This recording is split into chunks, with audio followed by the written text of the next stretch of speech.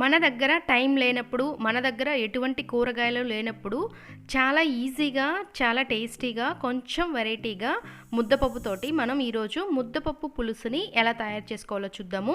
ఇది టేస్ట్ అయితే సూపర్‌గా ఉంటుంది. సో, ఇప్పుడు దీన్ని మనం ఎలా తయారు చేసుకోవాలో చూసేద్దాము.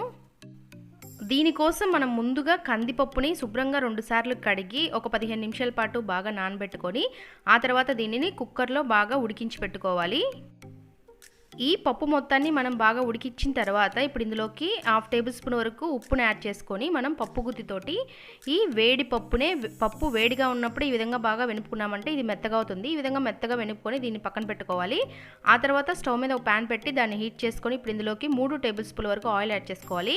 ఆయిల్ బాగా హీట్ ఎక్కిన తర్వాత ఇప్పుడు ఇందులోకి తాలింపు దినుసులు యాడ్ చేసుకోవాలి. ఆవాలు, జీలకర్ర, అలాగే మినపగుండ్లని, ఒక ఎండుమిర్చిని కూడా కట్ చేసి యాడ్ చేసుకొని వీటన్నిటిని మనం బాగా ఫ్రై చేసుకోవాలి. ఇవి మనకి బాగా ఫ్రై అయిపోయిన తర్వాత 2 ఉల్లిపాయలని కట్ చేసి యాడ్ చేసుకోవాలి.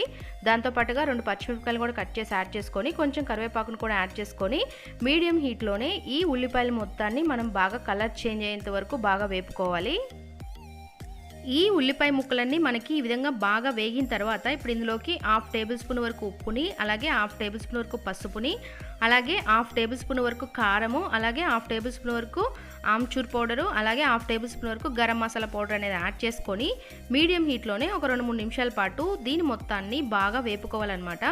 మనం పప్పుని బట్టి కారం అనేది 1 టేబుల్ స్పూనా లేదా సగం టేబుల్ స్పూన్ అనేది చూసి యాడ్ చేసుకోవాలి. ఇవి మొత్తం మనకి బాగా వేగిన తర్వాత మనం ముందుగా పెట్టుకున్న పప్పుని ఇప్పుడు ఇందులోకి యాడ్ చేసుకోవాలి. ఇప్పుడు కుక్కర్లో ఇంకొంచెం వాటర్ పోసుకొని అవి కూడా పప్పు మొత్తం క్లీన్ చేసేసుకొని ఆ పప్పు నీళ్ళు కూడా ఇప్పుడు ఇందులోకి పోసుకోవాలన్నమాట.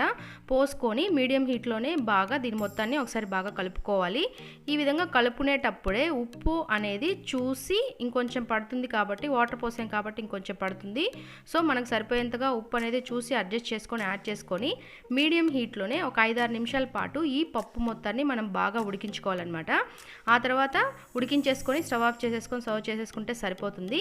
ఇది చాలా అంటే చాలా టేస్టీగా ఉంటుంది. చాలా సింపుల్గా రెడీ అయిపోతుంది. సో మీరు కూడా తప్పకుండా ఈసారి ఈ పప్పుని ఈ విధంగా ట్రై చేసి చూడండి.